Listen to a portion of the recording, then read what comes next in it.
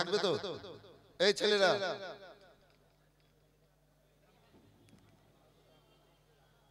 তাহলে মনটাকে পাক পবিত্র করে বাপ মায়ের সেবা খিদমত করতে হবে। আর মায়ের মনে যদি কেউ শস্য বরাবর রায় বরাবর দুঃখ কষ্ট দিয়ে দেয়, মা যদি শব্দটা মুখ দিয়ে বের করে দেয়, দিলে যদি ছেলেদের কোনো কথায় আঘাত লাগে, তো ওই ব্যক্তিদেরকে আল্লাহ জান্নাত দেবেন না। সে যত বড় মহাদ্দেশ হোক, মুক্তি হোক, বক্তা হোক, পণ্ডিত হোক, ওই ব্যক্তিকে আল্লাহ জান্নাত দেবেন না। মা বাপকে যদি কে একটু শস্য বরাবর দুঃখ দেয়, কষ্ট দেয়, সব আমল বরবাদ হয়ে যাবে। কথা ক্লিয়ার? একটু হ্যাঁ না বলেন, বুঝতে হবে বক্তব্য। দ্বিতীয়ত হচ্ছে মেয়েদের জান্নাত স্বামীর পায়ের তলে। কোন মেয়েদের? যে মেয়েরা স্বামীর হক আদা করবে, ওই মেয়েদের হবে স্বামীর পায়ের তলে জান্নাত। স্বামীর হকটা কি? এই ছেলেটার বাপ মা জন্ম দিয়ে, বাপ রোজগার করে খাইয়ে লালন পালন করে বড় করেছে। ছেলেরা বাইরের মানুষ, মেয়েরা বাড়ির মানুষ। ছেলেটা বিয়ে করলো, ছেলে বাইরে কাজ করতে গেছে। এই যে ছেলেটার স্ত্রী মানে বৌমা, শ্বশুর শাশুড়িকে জানো দিল থেকে ভালোবেসে তাদের সেবা খিদমত করতে হবে। সেবা খিদমত করতে হবে, ভালো খাবার খাওয়াতে হবে, ভালো কাপড় পরিধান করাতে হবে, পরাতে হবে, তাদের সুখ দুঃখটা জানতে হবে। সব সময় খিদমত করবে। যে মেয়েরা শাশুড়ির চুলকে সোজা করে দিবে, বৃদ্ধা শ্বশুরের চুলকে সিধা করে দেবে, খুশবু মাখিয়ে দেবে, কাপড় পরিষ্কার করে দেবে, জামা কাপড় যত আছে পরিষ্কার করে দেবে। যে ওই মেয়েরা যারা ভালো ভালো খাবার তৈরি করে শাশুড়ি শ্বশুরকে খাওয়াবে, কথা বুঝতে পারলেন? দিয়ে এটা হচ্ছে স্বামীর হক আদা। স্বামী যদি থাকতো তাহলে বাপ মা ছেলের করেছিল, এবার ছেলে বাপ মায়ের করবে। তো ছেলেরা বাইরের মানুষ, বাইরে গেছে, এবার ওই মেয়েটাকে এইভাবে শ্বশুর শাশুড়ির সেবা খিদমত করে স্বামীর হকটা আদা করতে হবে। যে মেয়েরা স্বামীর হক আদা করবে, এই মেয়েদের হবে স্বামীর পায়ের তলে জান্নাত।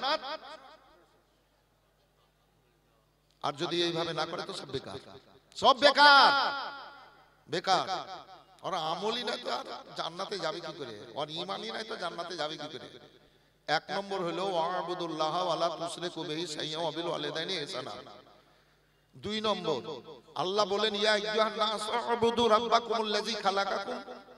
আল্লাহ রাব্বুল আলামিন তোমাদেরকে সৃষ্টি করেছে ইবাদত বান্দিগির জন্য, পয়দা করেছেন ইবাদত বান্দিগি করার জন্য। বলেন আল্লাহু আকবার। উঁচু আওয়াজে বলেন আল্লাহু আকবার। আল্লাহু আকবার, আল্লাহু আকবার। নামটার বরকত দেখেন, মনে হতে লাগলো যে রহমত বর্ষণ হতে লাগলো। আল্লাহু আকবার,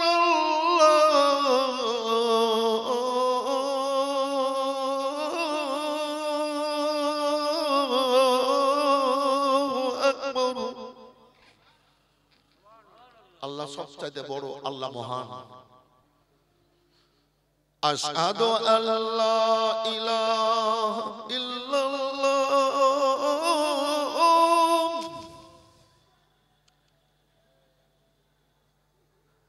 আশহাদু আল্লা ইলাহা ইল্লাল্লাহ,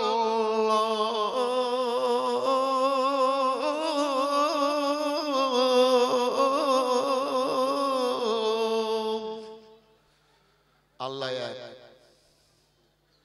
সাক্ষী দিচ্ছি আল্লাহ এক। যদি আল্লাহকে মহান বলি আমরা, যদি আমরা বলি যে আল্লাহ এক অদ্বিতীয়, তো আল্লাহ খুশি হবেন না নারাজ? একটু হ্যাঁ না বলে, খুশি হবেন না নারাজ? খুশি। খুশি হলেই তো আমরা আল্লাহ পিয়ারা হয়ে যাব, আল্লাহ পিয়ারা হয়ে যাব। আবার আল্লাহ বললেন, আপনাদের মনটা পরিষ্কার করছি, কি ওমা খালাকতুল জিন্না ওয়াল ইনসা ইল্লা লিয়াবুদুন।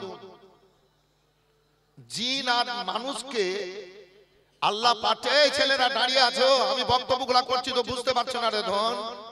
এ সৃষ্টির সেরা মানুষ, বছরে বাবা বসো বসো বসো, বাপ মায়ের জন্য একটু দোয়া করো, আত্মীয় স্বজন মরে কবরে গেছে ওদের জন্য একটু দোয়া করো। কবরের মানুষেরা দোয়ার জন্য আসতে পারছে আর পারবে না। তোমরা দাঁড়িয়ে আছো, একটু বসো পবিত্র মাজলিসে। এই মাজলিসটা হচ্ছে রিয়াজুল জান্নাত, জান্নাতের একটা টুকরো। যদি এইটুকুই যদি জীবনে না করো তো জীবনে করবা কি গো? আর কি নিয়ে যাবা কবরে? এই যারা রাস্তাতে দাঁড়িয়ে আছেন, মাদ্রাসা পারছে, সবাই চলে আসেন, আপনারা সামনে এসে বসেন। এইটুকু যদি সাহায্য না করেন একটা ইসলামের সংগ্রামকে, একটা জালসাকে, তার জীবনে করলাম কি? করলাম কি জীবনে? বাইরে কেউ থাকবেন না, সব ভিতরে এসে বসেন। আল্লাহ বললেন জিন আর মানুষকে আল্লাহ পয়দা করেছেন ইবাদত বান্দিগি করার জন্য, লাফড়াবাজি করার জন্য নয়। লাফড়াবাজি করার জন্য নয়, রং তামাশা করার জন্য নয়, দুনিয়াদারি করার জন্য নয়। আল্লাহ পয়দা করেছেন ইবাদত বান্দিগি জিকির আজকারের জন্য। বলেন সুবহানাল্লাহ। কোরআন বলেছে। এটা আমার নিজের বাবার সম্পত্তি তুলে এনে ওই রেকর্ড দেখাচ্ছেন আপনার আগে। আল্লাহ বলেছেন কোরআন পাকে আছে কি হুজুর, ওমা খালাকতুল জিন্না ওয়াল ইনসা ইল্লা লিয়াবুদুন। শুধু শুধু জিন আর ইনসানকে, মানুষকে আল্লাহ পয়দা করেছেন ইবাদত বান্দিগি করার জন্য। শুধু মানে কি? তারপরে আল্লাহ নিয়ামত দিয়েছে। এবার আছে আদম আলাইহিস সালামকে পয়দা করার আগে, পাঠানোর আগে 1,25,000 বছর। কত বছর বললাম? 1,25,000 বছর আমাদের মতো প্রকাশ্যে জিনেরাকে দিয়ে আল্লাহ ইবাদত বান্দিগি করিয়ে নিয়েছে। আল্লাহর উদ্দেশ্য আদমকে তৈরি করে পাঠাবো, জিনেরা নিজেরা মারামারি হানাহানি কাটাকাটি করলো। আমার রব্বুল আলামিন বললেন জিবরাইল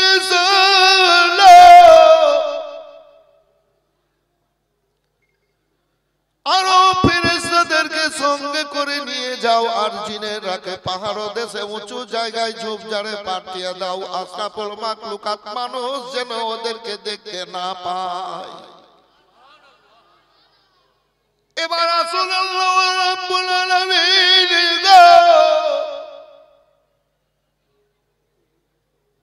জিনকে পাঠিয়েছেন, ইবাদত বান্দিগি করার জন্য করেছে এবং এখনো করছে।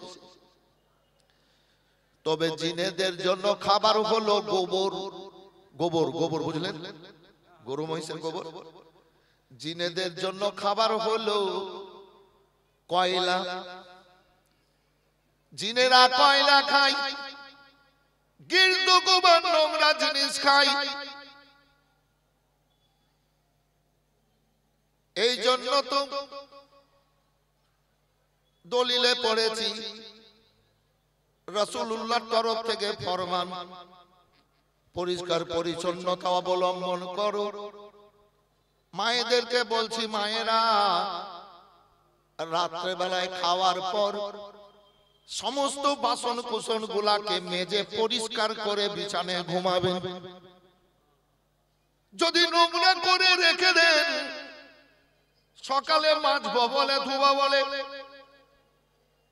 ও জিন আসবে আর ওই খাবার গুলা চাটবে।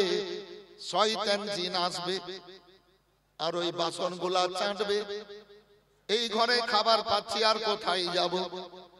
এই জন্য তো অনেকেই বলে, মৌলানা সাহেব এই বাচ্চাটা বিছানায় চমকায়, ভয় পায়, একটু পানি পড়া দেন, মৌলানা একটু ঝাড়ফুঁক করে দেন, ও মৌলানা সাহেব একটা তাবিজ দেন। আচ্ছা কথাটা বলে কি বলেন একটু বলেন তো বাবু।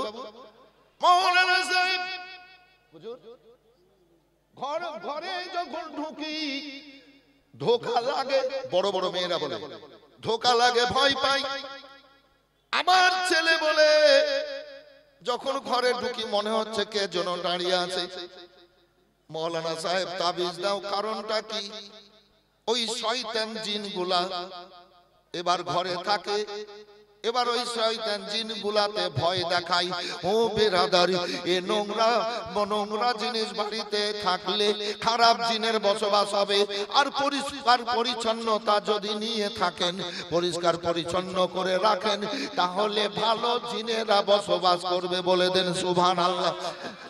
প্রত্যেক বাড়িতে জিন আছে, আমরা দেখতে পাই না। আমার বলার উদ্দেশ্য এটাই যে জিনেদের জন্য খাবার কয়লা গিদ্ধগোবার নোংরা জিনিস আশরাফুল মাখলুকাতের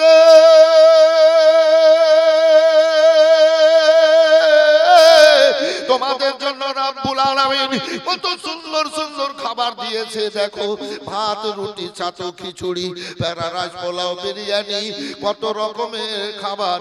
ওই যে মাছ, মাছ, গোশত, দুধ, ঘি, ডিম, আপনার কত রকমের ফলমূল রব্বুল আলামিন আশরাফুল মাখলুকাতকে দান করেছেন খাবার জন্য, পান করার জন্য। ও বেরাদার, খাওয়া দাওয়া করে, পান করে নিজের জীবনকে শান্তিময় করে অতিবাহিত আশরাফুল মাখলুকাত আমরা করছি।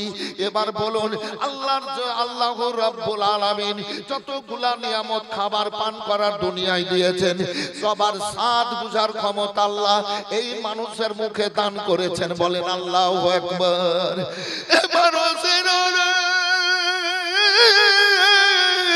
আল্লাহর দুনিয়ার নিয়ামত ভক্ষণ পান করে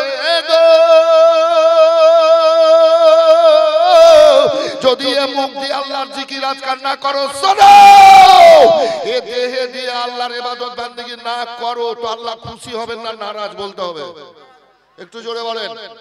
আল্লাহ যদি নারাজ হয়ে যান তাহলে আমাদের লাভ না লস? জোরে বলতে হবে। লস। লস হলে কোথায় যেতে হবে? রাসূল কে এলো দুনিয়ায়, রাসূল ওরে গলেতে যার তসবির মালা, রে গলেতে যার তসবির মালা, কে চলে ওই কামলি ওয়ালা রে, হায়রে আমার বুকের দরগা তলা, হায়রে সবার বুকের দরগা তলা, তারে ডেকে নিয়ে